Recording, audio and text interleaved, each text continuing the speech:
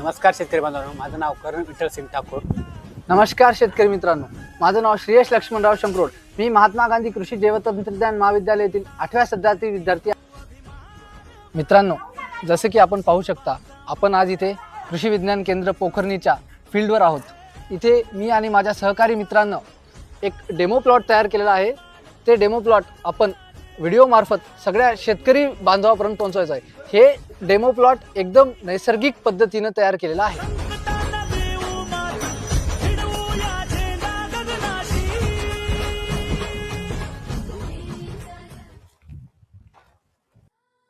जसे की आपण पाहू शकता, आपण जो जैविक प्लॉट तयार केला आहे ना, तो दोन भागामध्ये केला आहे. एक ट्रीटमेंट प्लॉट आणि दुसरा म्हणजे कंट्रोल प्लॉट. चला आपण आपली प्लॉट पाहूया.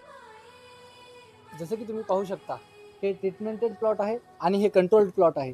या ट्रीटमेंटेड प्लॉट आणि कंट्रोल प्लॉटवर आपण सगळ्या प्रकारचा भाजीपालाचा लागवड केलेला आहे आणि ह्याचा रिझल्ट आपण स्पष्टपणे पाहू शकता. याची पुढील जाणकारी माझे सहकारी मित्र अथर्व पवार व तेजस खराटे. नमस्कार, मी अथर्व गजानन पवार, महात्मा गांधी कृषी जैवतंत्रज्ञान महाविद्यालय पोखर्णी येथील 8व्या सत्रातील विद्यार्थी. नमस्कार शेतकरी बांधवांनो, मी तेजस मधुकरराव खराटे, राहणार कवठा तालुका वसमत जिल्हा हिंगोली. मी सध्या महात्मा गांधी कृषी जैवतंत्रज्ञान महाविद्यालय पोखर्णी नांदेड येथे 8व्या सत्रामध्ये शिकत असलेला विद्यार्थी. आपण सध्या कृषी विज्ञान केंद्र पोखर्णीच्या या प्रक्षेत्रावर उभे आहोत, जिथे आपण सर्वांनी मिळून हा बायो कंट्रोलचा प्लॉट तयार केला आहे. त्यामध्ये आपण या ज्या 4 गुंठ्याच्या प्लॉटवर विविध प्रकारच्या पालेभाज्या असतील, फुलं असतील आणि पालेभाज्या, फळभाज्या आणि विविध प्रकारचे हे रोपं या ठिकाणी पूर्णपैकी बायो कंट्रोलवर लावली आहेत. म्हणजे की पूर्ण जैविक निविष्ठांचा आपण इथं वापर केलेला आहे आणि तो प्लॉट आपण या ठिकाणी यशस्वीरित्या पूर्ण करून किंवा त्या झाडांची वाढ असेल आणि त्याचे रिझल्ट असतील आपल्यासमोर आहेत, की एकदम उत्तमरित्या हा प्रोजेक्ट आपण यशस्वी करून दाखवला आहे. आज आपण या ठिकाणी उभे आहोत ते कृषी विज्ञान केंद्र पोखर्णी येथील प्रात्यक्षिक आम्ही ज्या ठिकाणी केलेलं आहे तो प्लॉट आहे. आमचा सर्व विद्यार्थ्यांचं एक स्वप्न होतं की माझ्या सहकार्यांचं, की आपण प्रोजेक्टमध्ये काहीतरी चांगलं केलं पाहिजे आपण, की ज्याचा समाजाला असेल, शेतकऱ्याला असेल, युवा पिढीला असेल त्या प्रोजेक्टचा नक्कीच फायदा झाला. तर आपण काय करू शकतो, तर आपण सर्व शेतकऱ्याची मुलं आहोत आणि कृषी शिक्षण घेत असल्यामुळं आमचा एक कल्पना सुचली की विद्यार्थ्यांना असेल, शेतकऱ्यांना असेल, आपण विषमुक्त खाऊ घातलं पाहिजे. याचा अनुषंगाने आम्ही विषमुक्त शेती हा ध्यास करून नैसर्गिक शेती, विषमुक्त शेती, रसायनाचा वापर न करता जैविक घटकाचा असेल, सेंद्रिय खताचा असेल याचा वापर करून आपण कशा चांगल्या पद्धतीचं आपण उत्पन्न घेऊ शकतो आणि विषमुक्त भाजीपाला खाऊ शकतो, त्यासाठी आम्ही हा प्लॉट डेव्हलप केलेला आहे. आपण आज ज्या प्लॉटमध्ये उभं राहिलेलो आहोत तो प्लॉट सेंद्रिय शेती कशी केली पाहिजे व त्याचे रिझल्ट कशा चांगल्या पद्धतीने येत असतात याचं उदाहरण आपण या ठिकाणी तयार केलं आहे. तर जैविक निविष्ठामध्ये ट्रायकोडर्मा असेल, मेटारायझम असेल, मायकोरायझा असेल याचा आपण या ठिकाणी वापर करून, जीवामृत असेल याचा आपण या ठिकाणी वापर करून त्याचा चांगल्या पद्धतीने रिझल्ट आपल्याला कसा आणता येईल याचा आपण अभ्यास केला आणि ते करून पाहिलं. तर तुम्ही रिझल्ट पाहू शकता शेतकरी बांधवांनो. या ठिकाणी आपण याला मायकोरायझा वापरलेला आहे, जीवामृत वापरलेलं आहे, आणखीन ट्रायकोडर्मा, मेटारायझम असेल, जे जैविक निविष्ठ आहेत, शेणखत असेल याचा आपण वापर केला तर याची वाढ अतिशय चांगल्या पद्धतीने झालेली. कोणत्या पद्धतीचा रोगराई नाही, याची रोगप्रतिकार क्षमता पाहू शकता, याचा कलर पाहू शकता, याची शायनिंग पाहू शकता तुम्ही, ग्रीनिश पाहू शकता, अतिशय चांगलं आहे. आणि या ठिकाणी याच्या विरुद्ध बाजूने पाहू शकता तुम्ही, या ठिकाणी याची चांगल्या पद्धतीने वाढ सुद्धा झालेली नाही. याच्यात प्रत्येक अन्न घटकाची डिफिशियन्सी दिसत आहे, तुम्ही पाहू शकता. याची वाढ पाहू शकता, याची वाढ पाहू शकता, नायट्रोजन असेल, फॉस्फरस असेल, पोटॅशियम असेल, याची अवेलेबिलिटी अतिशय कमी आहे या ठिकाणी आणि याची अवेलेबिलिटी चांगल्या पद्धतीने झाली देखील सुद्धा नाही. त्याचबरोबर पत्तागोबी असेल, पत्तागोबीमध्ये आम्ही हे वाण वापरलेलं आहे आणि याची वाढ पाहू शकता तुम्ही, अतिशय या पानाची साईज पाहू शकता तुम्ही. मायकोरायझा असेल, जीवामृत अतिशय चांगल्या पद्धतीचा रिझल्ट या ठिकाणी आलेला आहे. आम्ही अशी जैविक निविष्ठा वापरलेली आहेत. मिरची असेल, मिरचीवर देखील सुद्धा तुम्ही रिझल्ट, मिरचीवर तर सगळ्यात बेस्ट रिझल्ट आहे, कारण तुम्ही वाढ पाहू शकता. जवळपास याची ब्रांचिंग 10-10 ब्रांचेला आलेली आहेत आणि याची ब्रांचिंग सुद्धा झालेली नाही. आणखीन ब्रांचिंग सुद्धा त्याची रोगप्रतिकार क्षमता पाहू शकता आणि ते रोगाला किती बळी पडते हे रोगाला सुद्धा बळी पडत नाही. याची एक रोग प्रतिकार क्षमता किती वाढलेली आहे. अतिशय चांगला रिझल्ट आहे मायक्रोरायझाचा देखील, जीवामृताचा देखील. वांगे पाहू शकता तुम्ही मित्रांनो, वांग्यामध्ये देखील पहा तुम्ही अतिशय चांगल्या कलरचं एकदम ग्रीन असं शायनिंग असलेलं वांग आहे या ठिकाणी. आणि येथे पाहू शकता तुम्ही याच्यावर चांगल्या प्रकारे रोगाला बळी पडले. या ठिकाणी हे पान पाहू शकता तुम्ही, डिफिशियन्सी याच्यामध्ये नायट्रोजनची डिफिशियन्सी आहे, त्यामुळे असं पिवळं पान झालेलं आहे. याच्यामध्ये सगळ्यात चांगल्या पद्धतीचं आहे. इकडं काहीच चांगलं नाही. टमाटे पाहू शकता तुम्ही, आपण टमाट्याचं सुद्धा चांगलं वाण वापरलं होतं या ठिकाणी. टमाट्याची वाढ पाहू शकता, विना बांबू विना काठी अतिशय चांगली वाढ आहे. आणि याची फुलं सुद्धा तुम्ही पाहू शकता मित्रांनो, तुम्ही इकडं पहा या ठिकाणी फुलं अतिशय चांगली फ्लॉवरिंग सुद्धा या ठिकाणी झाल्याची वाढ पाहू शकता, फांद्या पाहू शकता, याचा मजबूतीपणा सुद्धा या देठ्याचा पाहू शकता तुम्ही, अतिशय चांगला आहे. आणि इकडे पाहू शकता तुम्ही अजिबात याची चांगली नाही, याची रोगप्रतिकार क्षमता सुद्धा देखील अजिबात चांगली नाही. आणि हे अतिशय चांगल्या पद्धतीचं आपण या ठिकाणी वापर करू शकतो. टरबुजामध्ये तुम्ही लोक म्हणतात की बाबा टरबुजामध्ये जैविकवर सक्सेस नाही होत टरबूज, पण आम्ही या ठिकाणी करून दाखवलं की जैविक आणि सेंद्रिय खताचा वापर करून आपण टरबुजाचा सुद्धा भरघोस उत्पन्न घेऊ शकतो आणि विषमुक्त लोकांना घालू शकतो. याच्यासाठी चांगल्या पद्धतीचा रिझल्ट इथं देखील आलेला आहे. त्याचबरोबर पालेभाज्या असतील, अतिशय महत्त्वाच्या पालेभाज्या आपण या ठिकाणी पाहू शकतो मित्रांनो.